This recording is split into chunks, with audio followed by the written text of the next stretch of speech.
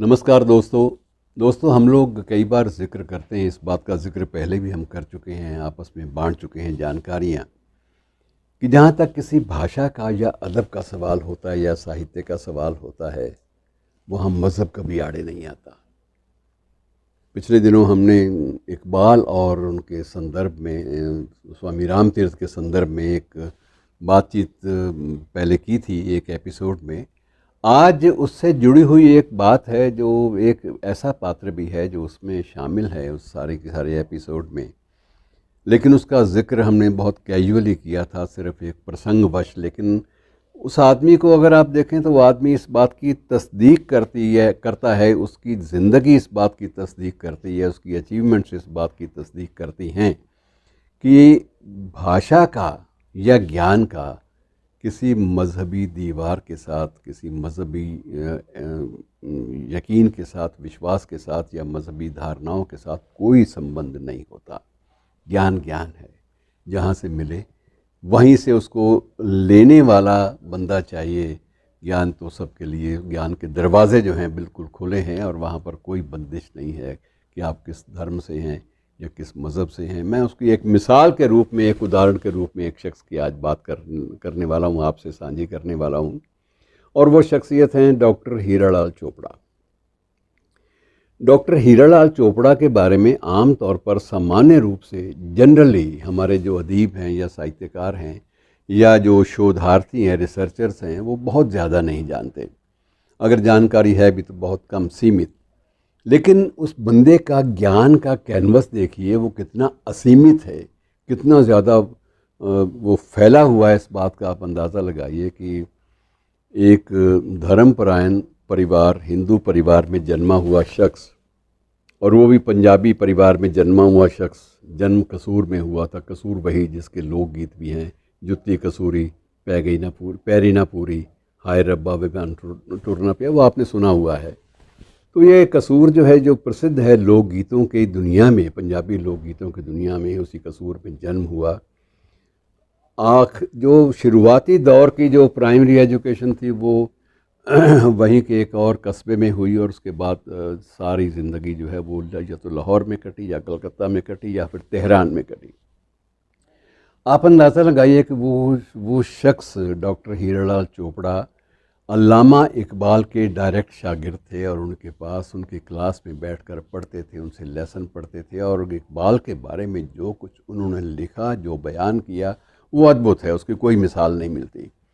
और इस बात का जितना भी जिक्र कर लें मित्रों, उतना ही कम होता है कि एक बार एक स्कॉलरशिप के लिए, एक मुस्लिम संगठन के स्कॉलरशिप के लिए कुछ लोगों ने आवेदन किए, और आवेदन में बहुत सारे स्टूडेंट्स शामिल थे, और स्टूडेंट्स के ऊपर कोई शर्त नहीं थी कि मुस्लिम ही होना चाहिए, हिंदू होना चाहिए, या किसी मज़हब से हो या ना हो, कोई शर्त ऐसी नहीं थी। लेकिन शर्त ये थी कि एक डिसर्टेशन टाइप चीज़ या एक लिखनी पड़ेगी, और उस परीक्षा में मित्रों सबसे अव्वल दर्जे का शख्स डॉक्टर हीरालाल चोपड़ा निकला। और उस वक्त जब उनका भी रिज़ल्ट तैयार हो रहा था तो कुछ मुस्लिम विद्वानों ने डॉक्टर इकबाल को ये भी कहा कि अगर हजूर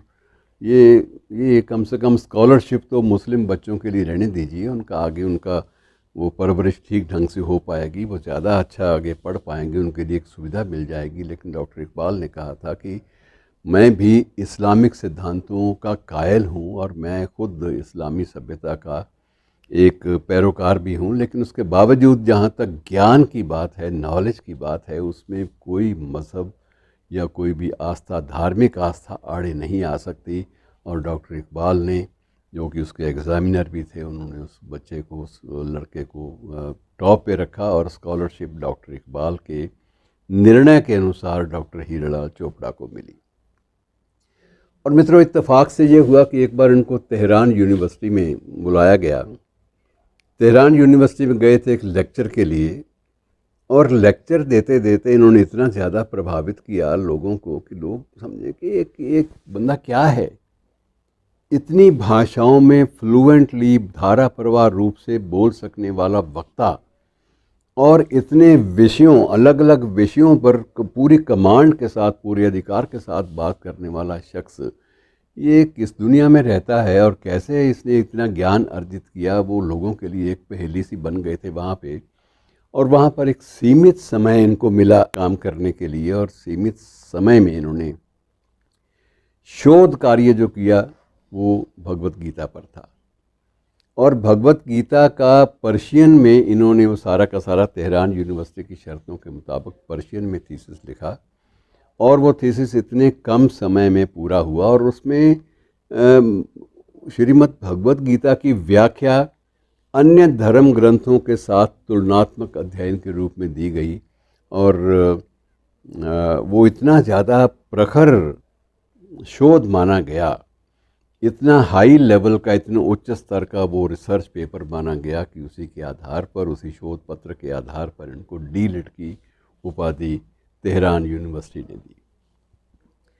और वहाँ उन दिनों में हमारे देश के राजदूत के रूप में टी.एन. कौल शायद पदासीन थे। वो खुद बड़े इनकी प्रतिभा से बड़े प्रभावित हुए, और प्रभावित होने वालों में उस वक्त ईरान के जो शहंशाह थे वो स्वयं भी शामिल थे। जब इन्होंने वहाँ पर रहकर जपजी साहब और गुरु ग्रंथ साहब के बारे में कुछ अछूती बातें ऐसी कहीं जो लोगों को लगा कि ये चीज़ें हमारे इल्म की दुनिया से बिल्कुल बाहर रही हैं, तो उस वक्त इनको शहंशाह जो था उस वक्त आर्य मेहर ईरान के शहंशाह, तो उसने खुद ऐलान किया कि मैं इस व्यक्ति की प्रतिभा से प्रभावित होकर मैं यहाँ की सिख पॉपुलेशन के लिए एक खालसा हाई स्कूल और एक गुरुद्वारे के निर्माण की जगह उनको दे रहा हूँ, और उसके निर्माण में भी शाही ख़जाने से कुछ इमदाद भी आई। तो ये चीज़ें एक बड़ी अजीब बातें होती हैं कि उस बंदे का डायरेक्टली न सिख धर्म से कोई वास्ता है, न किसी धर्म से वास्ता है, लेकिन जो बात करता है, जब व्याख्या करता है, तो सिख धर्म के अनुयायियों को भी पहली बार समझ में आते हैं नए नए स्वरूप, नए नए रूप अपने ही धर्म ग्रंथों के। और जब वो कुरान की बात करता है तो मुस्लिम जो हैं वो हैरान रह जाते हैं, मुस्लिम स्कॉलर्स भी, कि ये बंदा किस दुनिया का है। जब इस्लाम के बारे में बात करता है तो हमसे ज़्यादा ये बेहतर इस्लाम को जानता है। कुरान शरीफ की तशरीह इससे बेहतर किसी ने नहीं दी। जब वही शख्स श्रीमद् भगवत गीता पे बात करता है या बौद्ध ग्रंथों के बारे में बात करता है तो महाबोधि संस्थान देश का जो है उसको सम्मानित करने पे उतारू हो जाता है कि गौतम बुद्ध ने जैसे स्वयं इस बंदे से बात की हो। ऐसा लगता है कि ये बंदा इतने अधिकार से गौतम बुद्ध के सिद्धांतों की व्याख्या कर रहा है, वो व्याख्या जो अब तक हमारी नज़रों से, हमारे जहन से, हमारी मानसिकता से छुपी रही। तो ये एक बहुत बड़ी बात होती है मित्रों। इस व्यक्ति का जीवन जो क्रम है उसको जितना भी आप विस्तृत करते जाएंगे बहुत मुश्किल है, लेकिन उसके साथ साथ ये भी रहा कि ये स्वतंत्र भारत में कलकत्ता यूनिवर्सिटी में इस्लामिक स्टडीज़ के डिपार्टमेंट का हेड रहा लंबे अरसे तक, जहाँ पर आम तौर पर समझा जाता है कि किसी मुस्लिम का ये अधिकार हो सकता है, तो लंबे अरसे तक इसको इस्लामिक स्टडीज़ का और अरेबिक डिपार्टमेंट का इसको हेड बनाया गया। अरेबिक में इतनी ज़्यादा कमांड थी कि उसकी चर्चा हर जगह होने लगी, और उन्हीं दिनों में इसके संपर्क में आने वालों में नेताजी सुभाष चंद्र बोस भी थे, और गुरुदेव रविंद्रनाथ टैगोर से भी इनकी मुलाकात हुई। तो बहुत सारे, महात्मा गांधी से स्वयं ये मुलाकात इनकी हुई थी, नेहरू स्वयं इनसे मिले थे। सभी लोग इतने ज़्यादा प्रभावित थे कि इस आदमी की प्रतिभा का लोहा मानना पड़ता है। अब ये बात अलग है कि पेगासस और दूसरी दौड़ धूप में, हंगामों की खबरों में, कोरोना की खबरों में हम लोग बहुत कुछ भूल गए हैं, और इतनी बड़ी प्रतिभा को भी हमने हाशिए पे रख दिया। शुक्रिया दोस्तों।